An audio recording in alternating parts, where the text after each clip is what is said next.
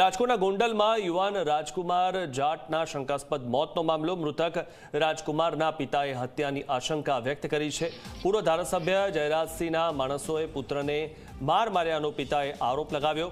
Police તપાસ પર પણ સવાલ ઉઠાવ્યા છે. રાજકુમાર જાટના પિતાએ ન્યાયની માગણી કરી છે. કહ્યું કે પોલીસ મારા પુત્રની શોધખોળ કરવાને બદલે મને ધક્કા ખવડાવી રહી છે. મારો પુત્ર સિવિલ સર્વિસની પરીક્ષાની તૈયારી કરતો હતો. સાથે જ મૃતક યુવકના ટોલનાકા પાસે ચાલીને જતા સીસીટીવી પણ વાયરલ થયા છે. તો જ્યારે આ મામલે રાજસ્થાનના સાંસદ હનુમાન બેનીવાલે ટ્વીટ કર્યું. સમગ્ર મામલે સીબીઆઈ તપાસની માગણી કરી છે તેમણે, અને આ ઘટનાને જાટ સમાજ સહન નહીં કરે તેવો ઉલ્લેખ પણ કરવામાં આવ્યો છે. આ ઘટનાને સંસદમાં ઉઠાવવામાં આવશે તેવો પણ તેમણે દાવો કર્યો. પૂર્વ બાહુબલી વિધાયક અને તેના સાગરીતો આ હત્યાકાંડમાં સામેલ છે.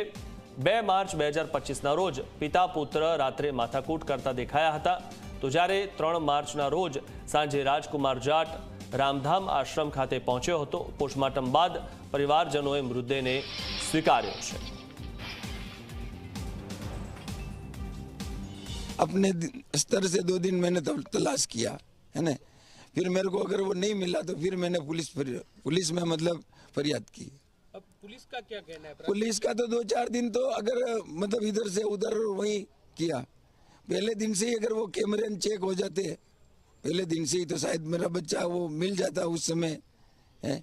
तो बाद में तो वो कैमरा तो चेक 2-3 दिन बाद में किया और फिर वो ऐसे ही गोल निकल गया टाइम. और मुझे मतलब पॉलिटिकल प्रेशर हो सकता है, क्या मानते हैं? हाँ, इसमें बिल्कुल हो सकता है. मतलब कुछ भी हो सकता है, होने को कुछ भी हो सकता है सर. अपन को पता नहीं है तब तक तो कुछ भी हो सकता है.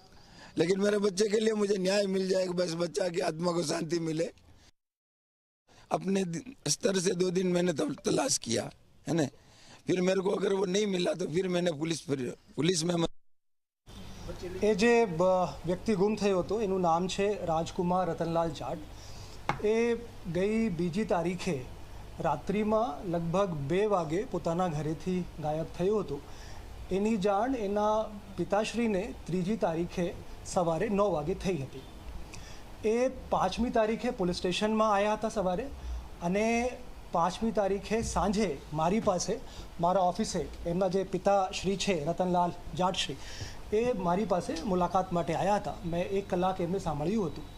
એ બધી એમની જે વાત સાંભળીને પછી મેં ડિફરન્ટ ટીમો બનાવી હતી. LCB, SOG, Gondal city B division police station, A division police station, તમામ ટીમો બનાવીને કે આ વ્યક્તિ ક્યાં ગુમ થયો છે એને શોધવા માટે જુદી જુદી ટીમો અમારા દ્વારા બનાવવામાં આવી હતી.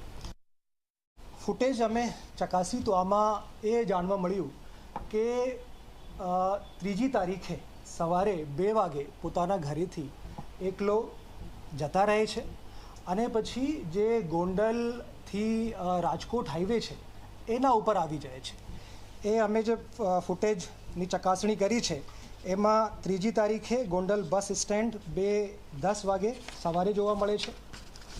પછી 3:17 વાગે ભોજપરા ગામ પાસેથી પસાર થાય છે. 3:25ના જ 3:40 વાગે બિલિયાળા ગામ પાસેથી પસાર થાય છે. પછી ભરૂડી ટોલ નાકા છે, 5:13 વાગે ભરૂડી ટોલ નાકાથી પસાર થાય છે. એકલો જ જાય છે અને બેરફૂટ હોય છે, એની સાથે કોઈ હોતું નથી. પગે પગે ચાલીને રાજકોટ તરફ જાય છે. પછી 5:26 વાગે માલધારી હોટેલ રીબડા રોડ પાસેથી પસાર થાય છે.